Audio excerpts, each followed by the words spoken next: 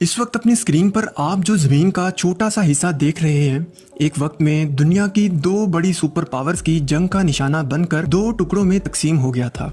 लेकिन फिर एक टुकड़े ने तो बहुत तेजी से तरक्की करके दुनिया की बड़ी इकोनॉमीज में अपना नाम बना लिया और एशिया की सबसे डेवलप्ड कंट्री भी बन गया।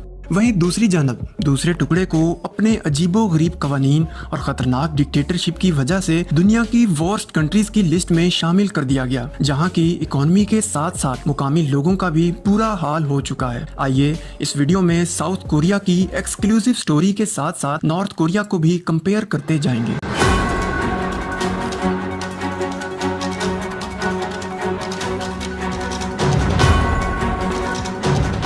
दोस्तों, वीडियो शुरू करने से पहले आपसे रिक्वेस्ट है कि चैनल को सब्सक्राइब कर लें ताकि ऐसी ही इंफॉर्मेटिव और इंटरेस्टिंग वीडियोस आपको आगे भी मिलती रहें। वीडियो का आगाज हिस्ट्री ऑफ कोरिया से करते हैं। वैसे तो कोरिया की हिस्ट्री काफ़ी लंबी चौड़ी है, लेकिन अगर फ्लैशबैक में देखना चाहें तो पहल कोरिया चाइना का हिस्सा हुआ करता था। लेकिन फिर 1897 में कोरियन एम्पायर पावर में आई और उन्होंने चाइना से ये सारा हिस्सा अलग कर लिया। इसके बाद 1910 में जापानीज एम्पायर एक्सपैंड होने लगी तो उन्होंने कोरिया पर कब्जा कर लिया। ये कब्जा 1910 से लेकर 1945 तक कायम रहा।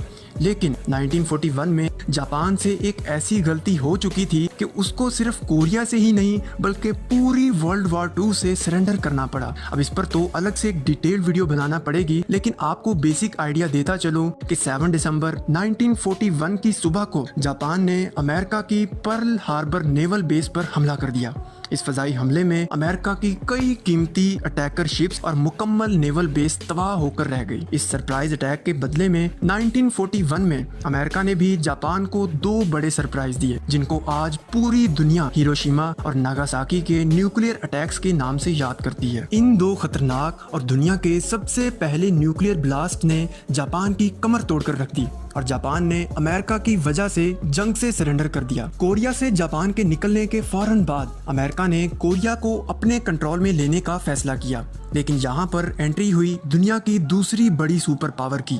रशिया ने नॉर्थर्न साइड से कोरिया पर हमला कर दिया, क्योंकि रशिया को डर था कि अगर कोरिया अमेरिका के कब्जे में चला गया तो पैसिफिक ओशन का ये सारा हिस्सा अमेरिका के कब्जे में आ जाएगा, जिस वजह से मुस्तकबिल में रशिया को ट्रेडिंग में काफी ज्यादा मसाइल का सामना करना पड़ेगा। और यहाँ पर अमेरिका और रशिया के दरमियान सबसे खतरनाक जंग शुरू हुई, जिसको हम द कोरिया वार के नाम से याद करते हैं। अब इस जंग के नतीजे में दोनों में से किसी भी एक मुल्क को कोई फायदा ना हुआ, बल्कि कोरिया शदीद कत्लो गारत के बाद दो हिस्सों में तकसीम हो गया। यूनाइटेड नेशंस ने 1949 में सीज फायर भी अनाउंस कर दिया और कोरिया के बॉर्डर्स को फाइनल कर दिया। इस तकसीम के बाद नॉर्थ कोरिया को रशिया ने कंट्रोल में ले लिया, जिसकी वजह से नॉर्थ कोरिया कम्युनिज्म के शिकंजे में चला गया। साउथ कोरिया पर भी अमेरिका ने कंट्रोल बना लिया था, लेकिन जल्द ही democratic republic of South Korea का ऐलान करके अमेरिकन फोर्सेस यहाँ से चली गईं। लेकिन डेमोक्रेसी तो सिर्फ नाम की ही थी।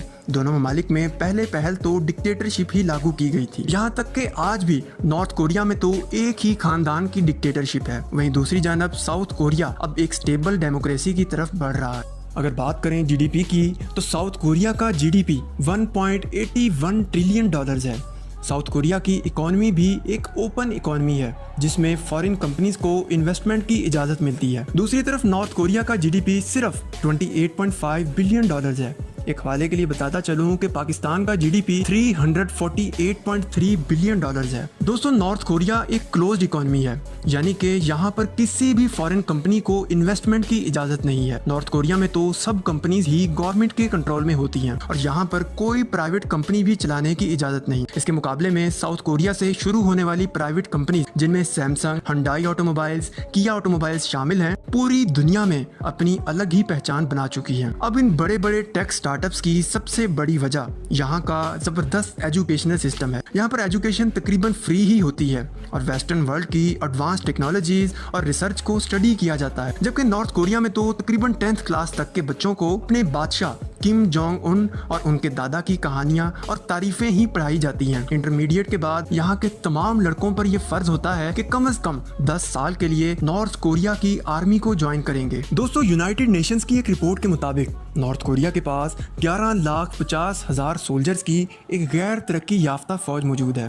वहीं दूसरी जानब साउथ कोरिया के पास $268 बिलियन के बड़े डिफेंस बजट के साथ 36 लाख सोल्जर्स की एक बड़ी फौज मौजूद है। लेकिन डिफेंस में साउथ कोरिया के पास कोई भी न्यूक्लियर बॉम्ब मौजूद नहीं, जबकि नॉर्थ कोरिया दुनिया की चंद न्यूक्लियर पावर्स में से एक है। दोस्तों, नॉर्थ कोरिया में से किसी को भी एंटरटेनमेंट शो, कार्टून और फिल्म्स देखने की इजाजत नहीं है। वहाँ के टेलीविजन पर हर वक्त किम जोंग उन की कहानियां और चंद सरकारी शोज के अलावा कुछ भी नहीं चलाया जाता। वहीं दूसरी जानब साउथ कोरिया में किसी किस्म की भी एंटरटेनमेंट रेस्ट्रिक्शन नहीं लगाई गई। वहाँ के लोगों को मुकम्मल आज़ादी है कि वो कुछ भी देख सकते हैं और कुछ भी बना सकते हैं। यहाँ तक कि साउथ कोरिया की अपनी एंटरटेनमेंट इंडस्ट्री भी बहुत ज्यादा ग्रो कर चुकी है, जिसकी सबसे बड़ी मिसाल 2019 में आने वाली साउथ कोरियन फिल्म पैरासाइट है, जिसने ऑस्कर अपने नाम किया था। इसके अलावा 2010 में शुरू होने वाला बैंगस्टन बॉयज बैंड यानी कि BTS बैंड भी पूरी दुनिया में अपनी अलग पहचान बना चुका है। दोस्तों, नॉर्थ कोरिया में ना तो किसी को आज़ादी से आने की इजाज़त है